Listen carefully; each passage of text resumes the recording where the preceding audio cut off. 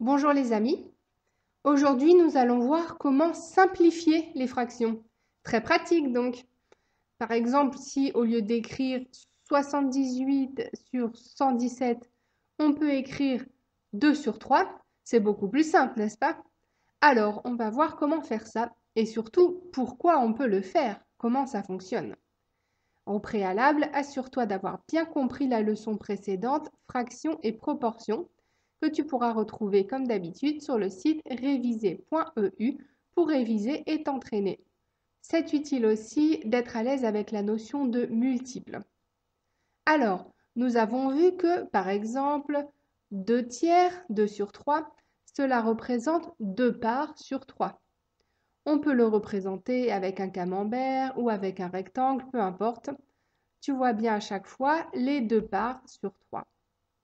Maintenant, si je coupe tout ça en deux, j'ai maintenant 6 parts au lieu de 3. Combien cela me fait-il de parts vertes?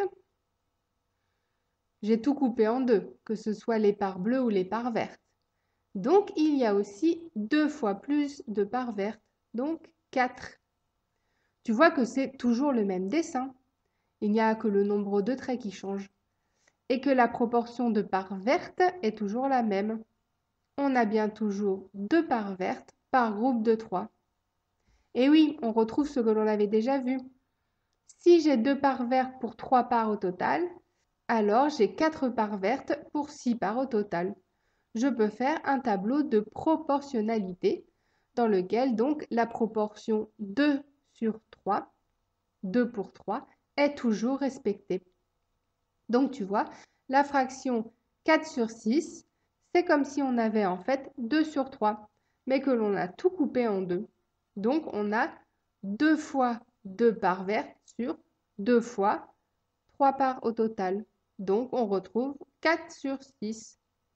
On aurait pu se passer de tout couper en deux, et donc on peut comme recoller les parts par deux et éliminer les 2 fois. Si je veux continuer à respecter toujours la même proportion, je peux encore diviser mon rectangle autant de fois que je le veux et compter les parts. Par exemple, j'aurais pu tout couper en 3 et on aurait donc eu 6 parts vertes sur 9 parts totales.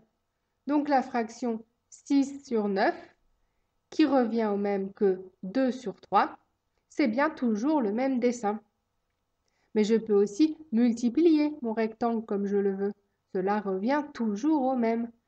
4 parts sur 6, c'est 2 fois 2 parts vertes sur 2 fois 3 parts au total. Et je vois bien que c'est toujours comme 2 grosses parts vertes sur 3 grosses parts au total. Si je fais la division de ces fractions, je trouverai toujours le même résultat. C'est pour cela qu'on les appelle des fractions équivalentes, car elles représentent la même proportion. Elles donnent le même résultat. Elles reviennent au même. Ici, on a toujours 2 parts vertes sur 3. Je te propose de bien photographier cette image dans ta tête pour bien t'en souvenir. Les fractions équivalentes. Regarde bien. Tu vois que quel que soit le découpage, la proportion ne change pas. Ferme les yeux et continue à voir l'image dans ta tête. Les fractions équivalentes. Tu peux rouvrir les yeux. Referme les yeux pour vérifier. Rouvre les yeux. Autant de fois que tu en as besoin.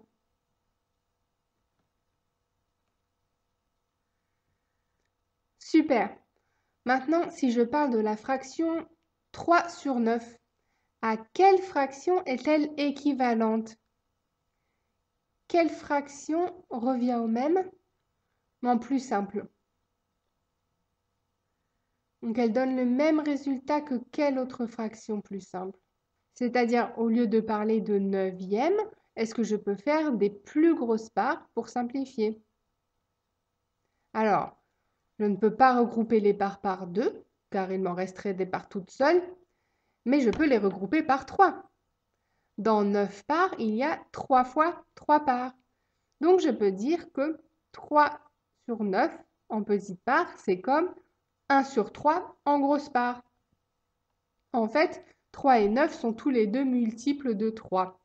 Donc, je peux bien dire que c'est comme si j'avais en fait une grande part sur 3 grandes parts. 1 sur 3 et 3 sur 9 sont des fractions équivalentes. Elles reviennent au même. 1 pour 3 paquets, ou 2 pour 6 paquets, ou 3 pour 9 paquets, c'est toujours le même résultat, toujours la même proportion. Alors maintenant, tu sais me dire, est-ce que 2 sur 5 et 4 sur 10 sont deux fractions équivalentes? Je te laisse réfléchir.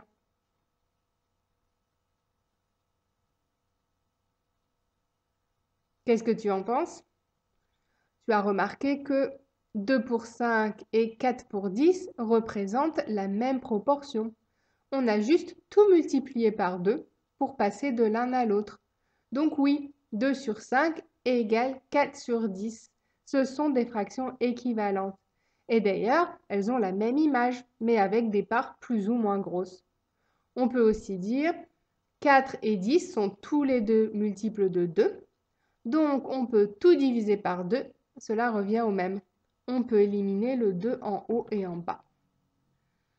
Refais-le une fois dans ta tête en fermant les yeux pour être sûr de bien te souvenir du mécanisme. Tu vois 4 sur 10 et tu remarques que 4 et 10 sont tous les deux divisibles par 2. Alors tu simplifies. Tu décomposes en 2 fois 2 en haut et 2 fois 5 en bas. Donc tu peux éliminer les 2 en haut et en bas. Et tu obtiens 2 sur 5. Donc 2 sur 5 et 4 sur 10 sont équivalentes. Voilà, tu vois, c'est très pratique de remarquer si une fraction peut être simplifiée.